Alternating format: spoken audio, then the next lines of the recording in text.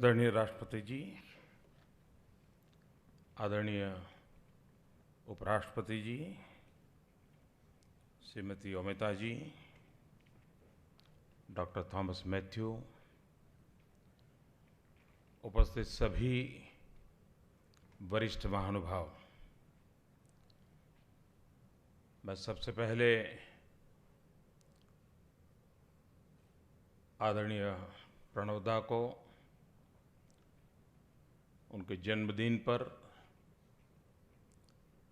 आदरपूर्वक प्रणाम करता हूं और उन्हें बहुत बहुत शुभकामनाएं देता हूं।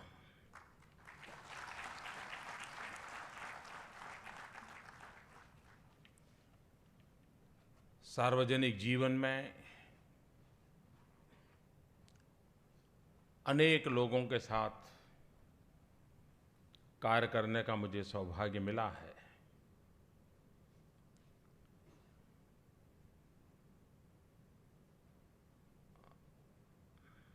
दिल्ली मेरे लिए नया था जब प्रधानमंत्री बना, यहाँ की दुनिया नई थी।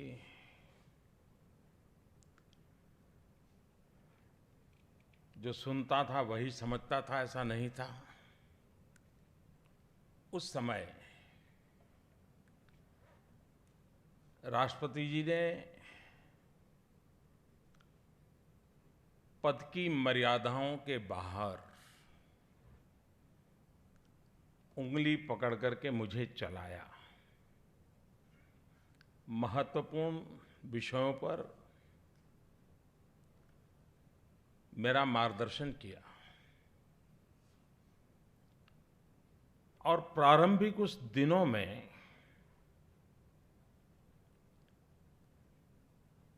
एक आत्मविश्वास, देश की समस्याओं को समझने का एक दृष्टिकोण, और वो ऐसे बताते थे जैसे सुनने वाला सब कुछ जानता है। ये कभी महसूस नहीं होने दिया कि भाई तुझे कुछ मालूम नहीं है, मैं तुम्हें बता रहा हूं, कभी नहीं महसूस होने दिया।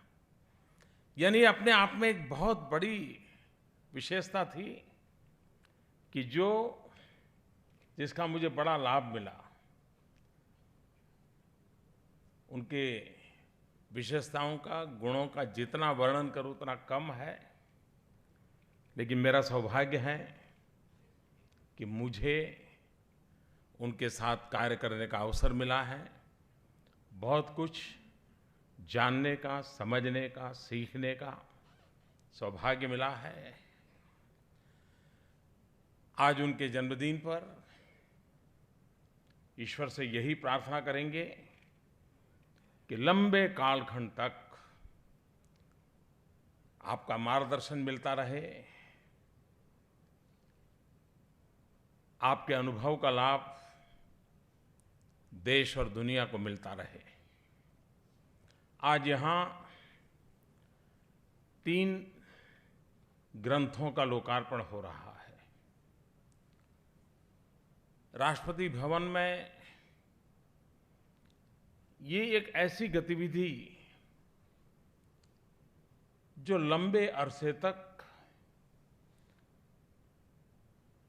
आने वाली पीढ़ियों को भी काम आने वाली है। हम लोग हर बार सुनते हैं कि दीवारों को भी कान होते हैं। ये हम सुनते आए हैं, लेकिन जब राज से स्वराज इस ग्रंथ को देखते हैं तो सचमुच में महसूस होता है कि इस परिसर के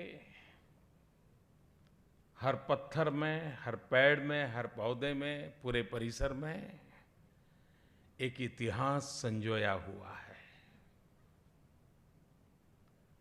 ऐतिहासिक इमारत के हर पत्थर के गर्भ में इतिहास पनपता है। और इस ग्रंथ के माध्यम से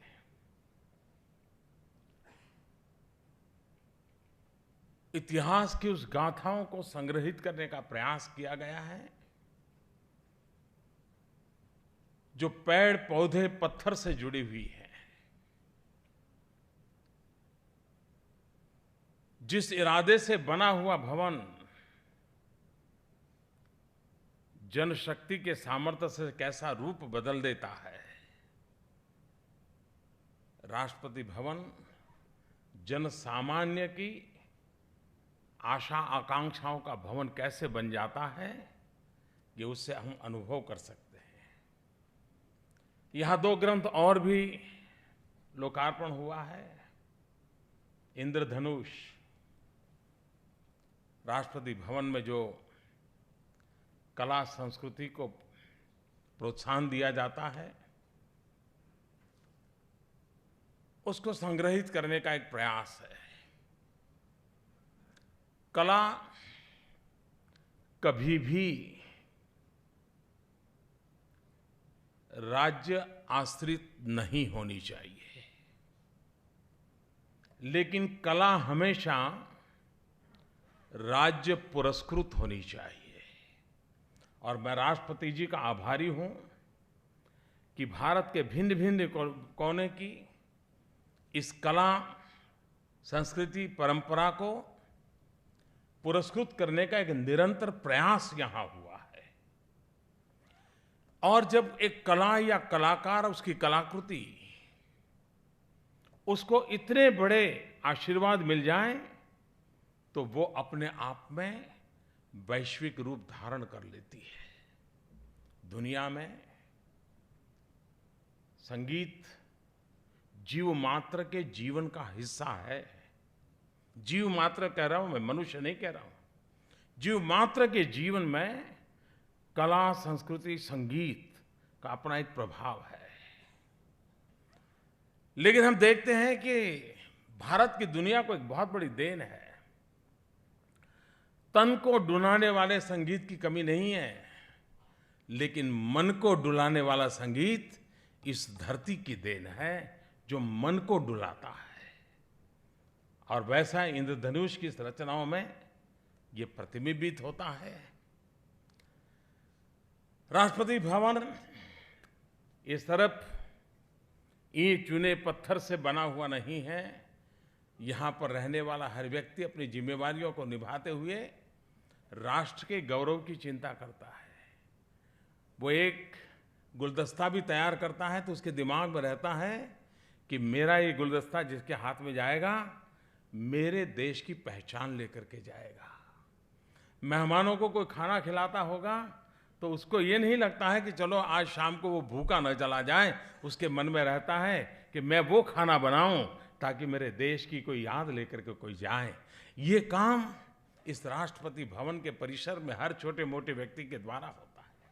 वो क्या करते हैं, कैसे करते हैं, यहाँ की जिंदगी कैसी है, यहाँ के श्वास उच्छ्वास में किस प्रकार की धड़कन है, उसकी अनुभूति उस ग्रंथ में संग्रहित करने का प्रयास किया गया है।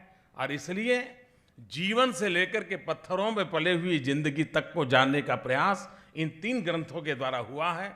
मैं इस प्रयास के लिए राष्ट्रपति भवन की सारी टीम को हृदय से बहुत बहुत अभिनंदन करता हूं। आदरणीय राष्ट्रपति जी को फिर से एक बार प्रणाम करता हूं। बहुत बहुत धन्यवाद।